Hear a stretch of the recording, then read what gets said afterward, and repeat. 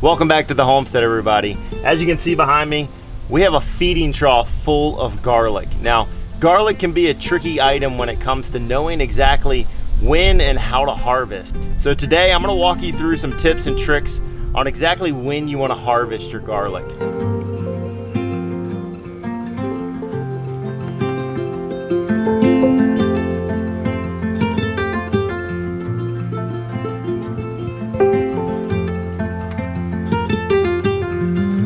So out front here, we planted a little herb garden and some pots. We have our starters over here. But one thing we did this year is, this is actually an old pig water trough. So all we did was turn it into a massive pot. We drilled holes in the bottom, and then I put some rock, some drainage rock down there for good drainage. And then we just added our soil, and bam, here you go. Look how much garlic we have planted in this one feeding trough. This is about 2 pounds of garlic seed. And from that 2 pounds, we are gonna reap a massive harvest. We'll take you along for the video once we do the full harvest. But like I said before, today we just wanna get into some details on knowing exactly when you wanna harvest, and kind of this would be like a check-in point throughout the season. We planted this back in November, and garlic takes about 8 to 9 months before harvest. So here we are in the middle part or the latter part of May, and we're gonna check in on our garlic, and we're gonna do a couple things to monitor and see how close we are to harvest. So as you can see, we have this little guy coming off the top here. This is called a scape. And the first thing we're gonna do is we're gonna cut off all of our scapes. The reason you wanna harvest your scapes is because you wanna drive all of that energy not into the scape bulb up top, but you wanna drive it back into the bulb down below to get the biggest, hardiest garlic bulb you can down in the soil. So let's go ahead and harvest these scapes. So all we're gonna do in harvesting our scapes is just get nearly to the base of where that scape comes out, and all you're gonna do is just cut it off just like that.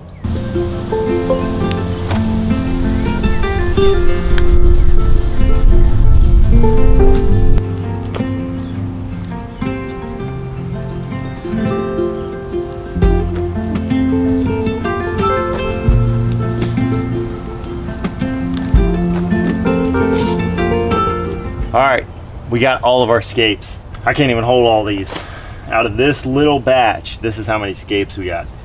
And one thing to note is that, you know, a scape is ready to harvest when it grows up and it's got this little curl in it. You really don't want to harvest it right when it first starts to shoot up.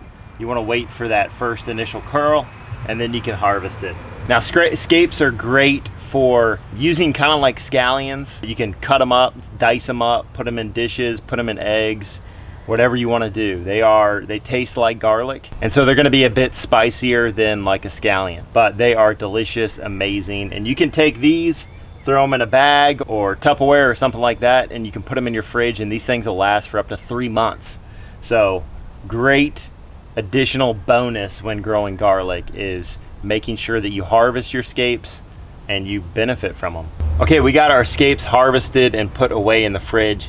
And one last thing to note about your scapes is they are an indicator of harvest time, or when harvest is quickly approaching. You can generally say that once you've harvested your scapes, and if you harvest them at the right time where you get that full curl in the scape, you have about a month left before you're ready to harvest your main bulbs. So that would be indicator number one. When you harvest your scapes, you got a month, and these will probably be ready. Like I said, garlic is an 8 to 9 month crop, and so we're gonna make sure that we wait that amount of time before we're even taking indicators on if the garlic is ready or not. The next thing we're gonna be paying attention to is these bottom leaves. So these leaves are actually indicators on how many layers of paper are gonna be on your garlic bulb.